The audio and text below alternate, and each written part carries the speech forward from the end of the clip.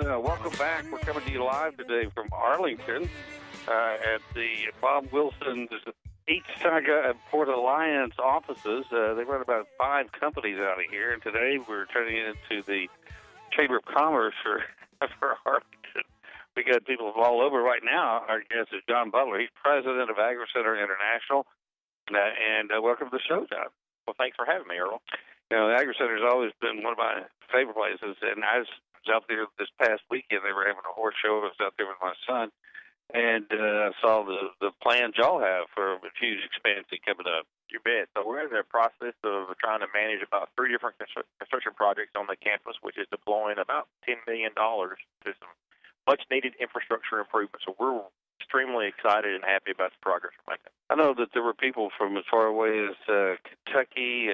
Somebody from Minnesota that was here for the horse show that was held this weekend. And they said normally the same show would have been in Nashville, but the facility here, even as it is better than the one they've been going to in Nashville. Yeah, so what we've been able to do is really kind of promote the construction projects with the completion dates. One project's been done in about 30 days, but we've been able to kind of pre-sale the ability to get those projects on the ground and implemented, and people are really excited about coming back to Memphis. Let's talk about the Memphis and Shelby County Ag Tech Summer Youth Program you got coming up. You bet. So we ran a pilot program with our partners at Ag Saga in Northeast Shelby County Kiwanis Club, First Tennessee, and the Greater Chamber Alliance, really trying to focus on how to help younger kids kind of have more interaction with agriculture.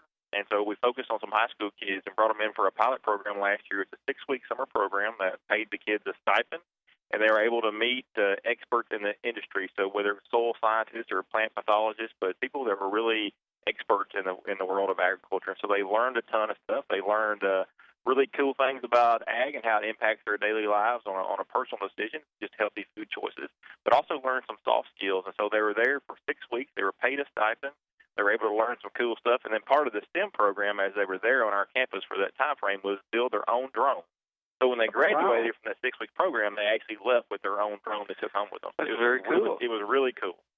Well, when I was still at Fox 13, I did a series on the new farmer. And the new farmer has grown from farmers markets. I've seen a lot of people that either couldn't find a job, didn't like their job, young people that wanted to get into agriculture, but their parents didn't have a farm. And what they're doing is they're going out and buying small plots of ground and growing produce, and it's amazing. They're actually making a living at it. They're also doing crafts, and maybe got the honeybees. They're starting to collect the honey and selling those at the farmers market. Are you seeing that as that part of the curriculum that you're teaching these young people? So ag has always been here. You know, we were always an agrarian society from the history of our country, and I think what people have kind of lost is that personal relationship with where their food and fiber comes from. So what we're seeing is people kind of relate to that differently with the local food movement and with folks being in more of an urban area like Shelby County. You can still be a farmer. You can still be engaged in the industry, and you don't have to be a fifth-generation farmer like myself. So absolutely, we're seeing people engage from all different points of life, whether it's a vertical farm in their kitchen or on their balcony, or whether it's you're seeing a lot of green roofs and solar going in, and you can do a lot of different things. So ag is just really open to not only new experiences, but also trying to get folks excited about the future.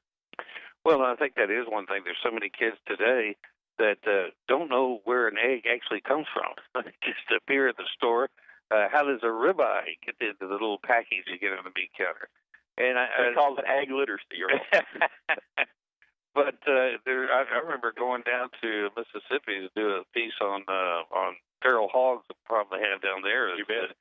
And my photographer, who doesn't get out of the city much, he saw some cattle grazing. He goes, "Are those cows?" I said, "Bingo."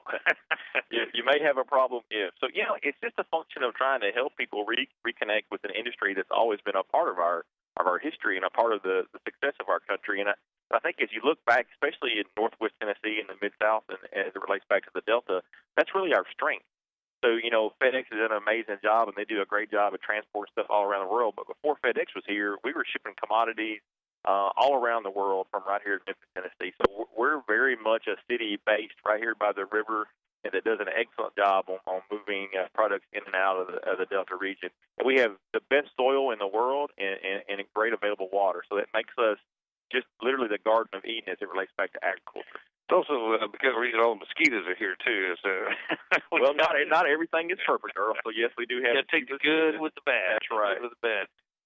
Anything going on this summer that people need to know about? Absolutely. So we would love for your listeners, if they're interested in supporting AgriCenter International or any of our projects, specifically the Ag Tech program. We're going to have another program this summer, and we're looking to not only raise support interest. It's going to be open to high school kids, 10th and 11th graders, and also looking for anybody that's interested in the community to help us with the funding of the program. It's very expensive to bring those kids in and to pay them a stipend, but that's our mission and that's our responsibility. And we'd love to have your listeners, if they feel compelled to help us out in any way, please give me a call. And how do they do that? You bet. So they can reach me either by phone, 757-7777, or we're also on Facebook, and you can reach us our website, agricenter.org. So you can find us anywhere, and we're not hard to find. We're right there off Walnut Grove Road or Germantown Parkway. We're a farm in a city, so that's one of the coolest things about AgriCenter. Well, I think most people their vision of it is when they drive down Germantown Parkway and they say the corn growing, which turns into the corn maze during Halloween. But also, when it turns into a lake out there, the geese and the ducks all come every winter and hang out there. That's a partnership we have with Ducks Unlimited to provide that overwintering for waterfowl. And we do a lot of cool stuff as it relates back to our conservation efforts and also, our ability as producers to interact with that environment and to do a great job of, being a great steward of the land and the water and the air that we are responsible for. And also, you've got a huge solar energy farm out there as well. We do. At one time, it was the largest solar array in Shelby County, and it basically produces all the energy that we need. We have opportunity to sell that back to TVA or to MSGW, and we do that. But it's a great story, especially as it relates back to, environmental sustainability and our ability to produce as producers in the Delta to produce, products that not necessarily are grown or raised. So not only wind power, but solar power, and obviously our availability for soil and water conservation. Well, get out there and check it out. There's always something going on at the AgriCenter International. It's just a cool place to just go hang out. We appreciate it, and like to mention, we get tons of interaction as it relates back to the equine facility or expo building, and also we have a trail that walks through. We have sunflowers and pollinator plots all around the campus. I know you got a huge bamboo forest, too. Is there a trail that goes through there, or is that impenetrable? So it's not impenetrable, but that bamboo actually feeds the pandas at the Memphis Zoo. So that's a partnership between the Memphis Zoo and AgriCenter to raise the bamboo, not only for there, but also for the zoo in Toronto, Canada. Well, nothing is wasted at the AgriCenter. Absolutely. So that's part of our role of being a great steward over that 1,000-acre campus. All right. John Butler, thank you for stopping by. Thanks so much for the time, and I really appreciate the opportunity. It's been some kindness. All right. Thank you, sir. Okay, we're going to take a quick break, and we'll be back. We're coming to you live from Arlington. Stay with us.